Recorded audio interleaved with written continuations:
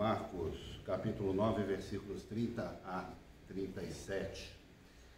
Existem alguns textos que a gente lê do Evangelho que a gente está tão acostumado a ler, ou ele se parece com outros textos, que a gente acaba tendo um entendimento, às vezes, um pouco equivocado do verdadeiro sentido daquele texto.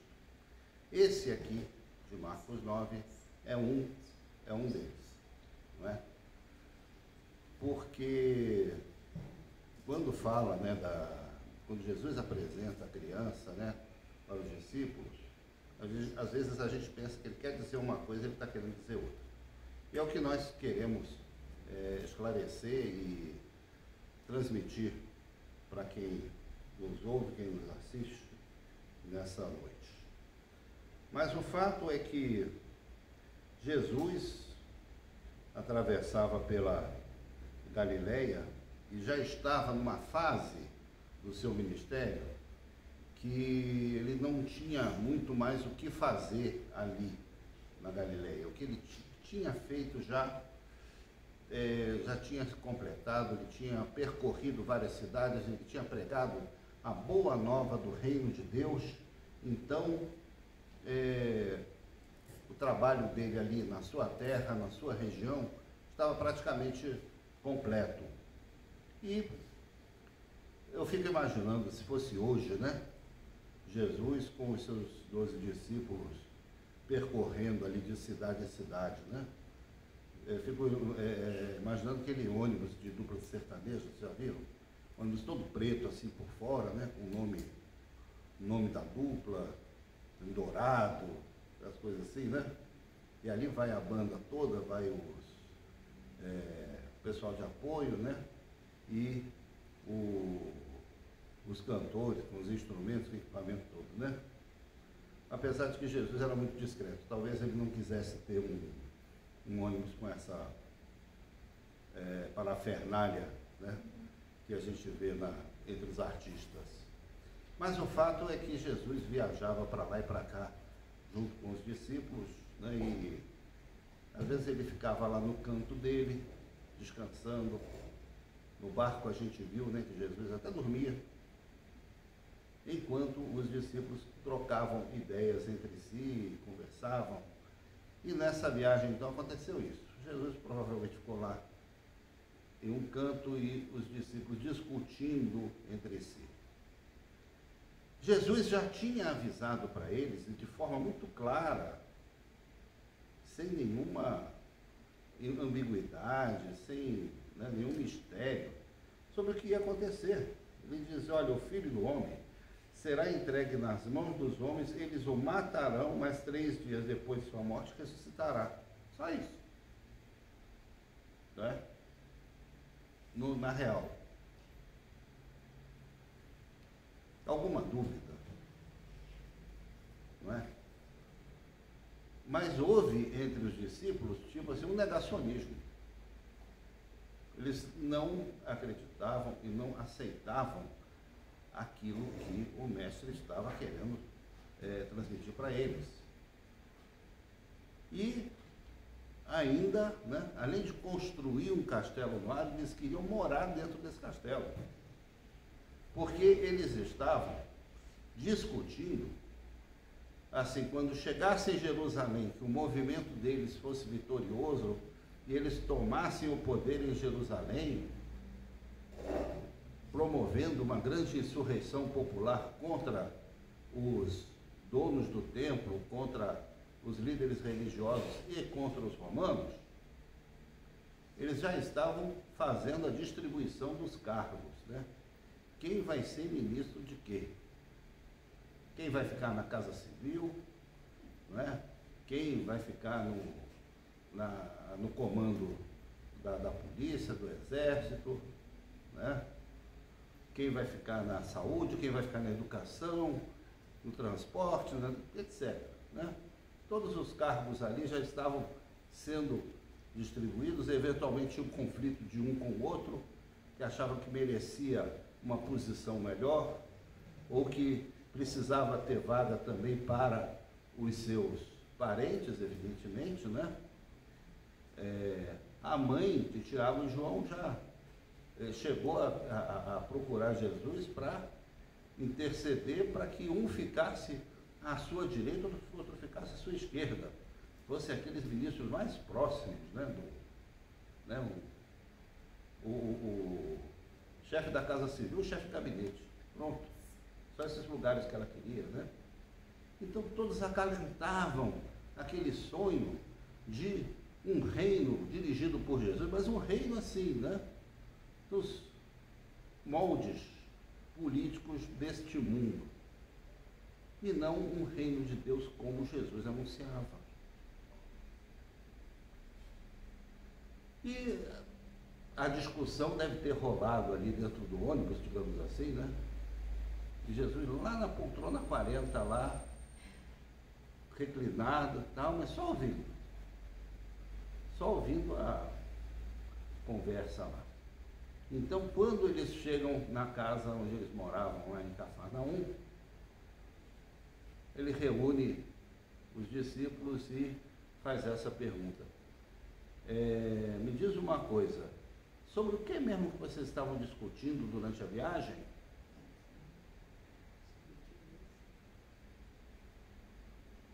Eles ficaram que nem vocês, todo mundo calado, todo mundo olhando, ninguém quis responder, porque eles sabiam que a discussão deles não tinha nada a ver com a mensagem, com aquilo que Jesus estava procurando passar para eles. Não é? Isso acontece muitas vezes na nossa vida, né? Inclusive nas igrejas. Às vezes a gente está com discussões dentro até das lideranças das nossas igrejas que nada tem a ver com o reino de Deus. Né? Está se discutindo ocupação de espaço político, está se discutindo vantagens, está se discutindo ganhos, está se discutindo mordomias, não é? Mas não se está discutindo as verdadeiras finalidades do reino de Deus na nossa sociedade. Então, até hoje, os discípulos de Jesus Cristo cometem esse erro, às vezes sem se dar conta, porque o dia a dia, as demandas, as articulações, as disputas, talvez ocupam tanto a nossa cabeça que passa batido. E quando a gente vai ver, está envolvido até o pescoço em coisas que não são o objeto do reino de Deus. É o que estava acontecendo com eles. Então eles se calaram, né? E Jesus, assentando-se, chamou os 12.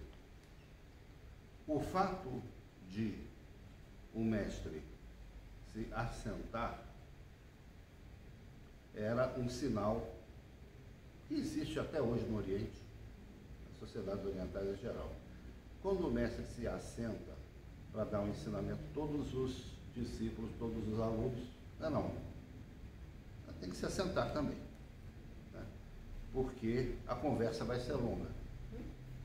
Não é só um recado, é um ensinamento que vai vir ali. Então todos se assentam também, e aí o sensei vai então pronunciar um discurso profundo, uma coisa que precisa ser aprendida, que todo mundo precisa prestar atenção. Foi isso que Jesus fez. Ele se assentou e disse: vamos sentar todo mundo. E aí ele começou, né? Se alguém quer ser o primeiro, será o último e servo de todos. Começou, né, a 1000 por hora, invertendo a lógica do poder, invertendo a lógica da autoridade. Né? Porque em todas as situações, em todas as sociedades, né, o maior de todos é aquele que tem mais privilégios, é aquele que tem mais mordomias, é aquele a quem todos devem obedecer, atender, paparicar, etc, etc. Né? Normal é isso. Mas a lógica do reino de Deus não é assim. Então Jesus procurou abrir os olhos deles para primeiro, que a lógica era diferente. E uma outra coisa que ele faz é o seguinte: chama uma criança. Não faltava criança perto da casa de Jesus, né? Já teve situações, inclusive, que os discípulos chegaram a enxotar as crianças de perto de Jesus. E Jesus censurou, chamou a atenção deles, disse: não façam isso. Deixem as crianças vir, porque delas é o reino dos céus. Elas entendem muito mais do reino de Deus do que vocês, que estão aí articulando como assumir o poder no reino de Deus. Então, Jesus chama uma criança, não sabemos se um menino, uma menina. Eu gostei dessa ilustração usada no chamado dessa mensagem de hoje, porque aparentemente é um menino, né? Mas pode ser uma menina também, não pode? Acho que é uma menina. Pode ser uma menina, né? Também. Pode ser um menino ou uma menina. Né? Então, está contemplado os dois, né? Jesus chama uma criança. A criança era a pessoa mais inferior na escala social da sociedade no tempo de Jesus. A sociedade judaica, qual que é a sociedade? Criança não valia muita coisa. Só a mãe é que ainda dava uma importância para elas, né? Mas não tinha vez, não tinha direitos, não tinha nada. Ela que ficasse lá protegida junto da sua mãe, junto da sua família e se defendesse por ali, porque não tinha direitos, não é? Então, se alguém queria alguma aspiração ao poder, se alguém queria pavimentar o seu caminho para o poder, não era uma criança que ele ia procurar. Ele ia procurar alguém da estrutura do poder. Um parente próximo do rei, do ministro, quem sabe uma amante, mas os amantes sempre tiveram muita influência no poder, e isso até hoje. Uma vez eu passei por uma situação que a gente estava querendo resolver um problema, ajudar uma pessoa a resolver um problema no órgão que ela trabalhava, e eu queria uma transferência para Brasília, da cidade onde ela estava trabalhando, né? E, não, pelo contrário, queria sair de Brasília e ser transferida para outro lugar, não é? E o presidente do órgão lá não estava muito disposto, ele queria que todo mundo voltasse para Brasília, né? Então, entre as formas, os meios para se interceder pela colega lá, alguém disse: não, mas eu tenho o telefone da amante dele. Que é isso, não é? Então, se procurasse qualquer outra pessoa para você ter acesso ao poder, mas menos uma criança. Menos uma criança. E, no entanto, Jesus, então, chama aquela criança. Hoje em dia, as crianças desfrutam de muito mais prestígio, né? Essa época de eleição aí para prefeito, para vereador, que você mais vai ver nas fotos e nos filmes de campanha, é o quê?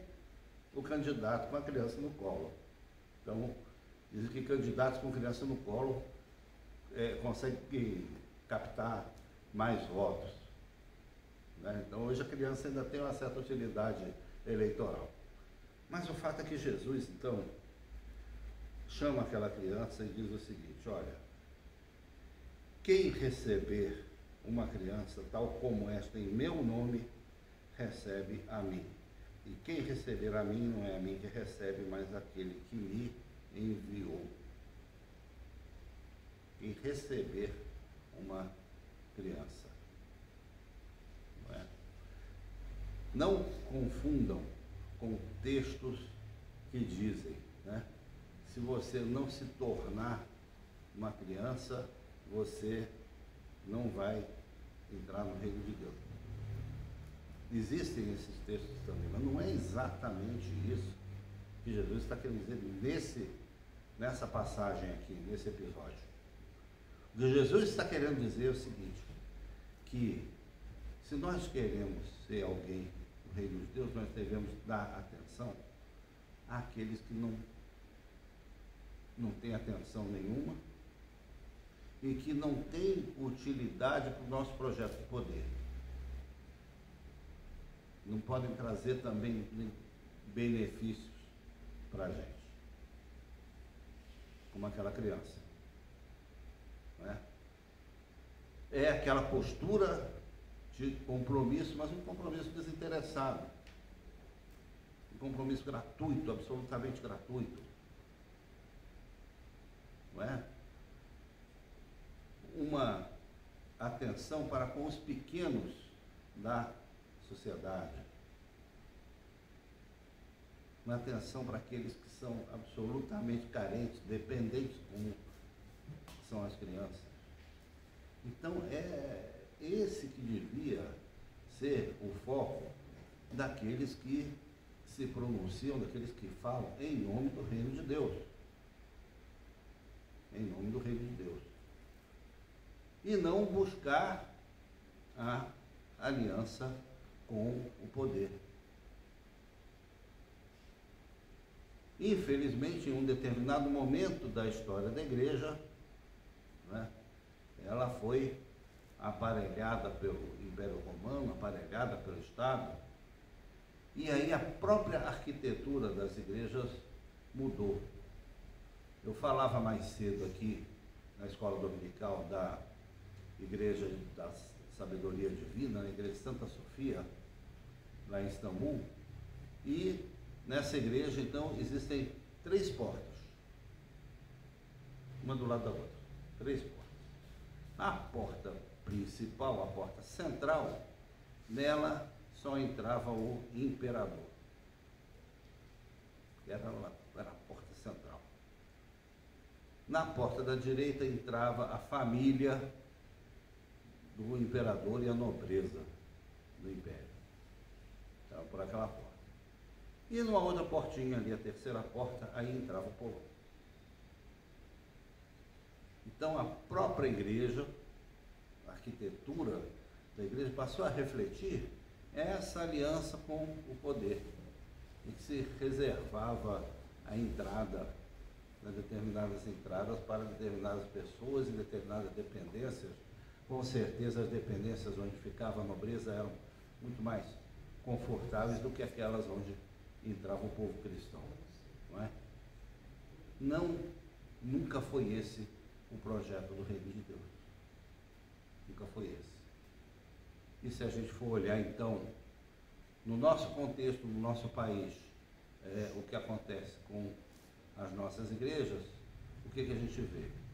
Uma busca de alianças com aqueles que têm poder, como sendo a coisa mais natural, como sendo a atividade fim das igrejas. Procurar eleger cada vez maior número de deputados com o título pastor, pastor fulano, pastor ciclano, pastor beltrano, né, para compor um bloco de poder.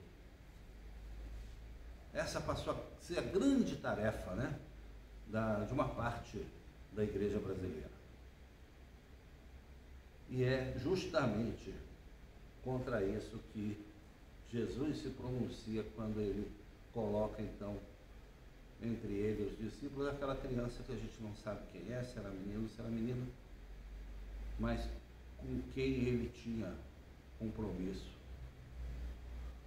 como com todas as crianças, não é? E e a gente cita aqui o exemplo das crianças, a gente cita também dos migrantes, a gente cita, né, daqueles que não têm terra onde viver, que não têm trabalho, que não têm onde morar, daqueles que, enfim, são vítimas de circunstâncias da vida, outros vítimas de guerras, vítimas de exploração, de todo esse tipo de calamidades que acontecem, não é? Essa é a hora da igreja estar se manifestando, para estar ao lado dessas pessoas. E não tem com que pagar, não tem com que retribuir, não tem com que, enfim, não tem o que oferecer, mas pelo contrário, somos nós que temos sim a oferecer para elas. Não é? Então, eu gostaria de incluir essa breve mensagem, lembrando sempre, né? Quem é a criança que está ao nosso lado, que precisa ser acolhida, que precisa ser abraçada, que precisa ser carregada no colo? Crianças de qualquer idade. Vamos ter essa mesma atenção que Jesus também teve e ensinou aos seus discípulos. Amém?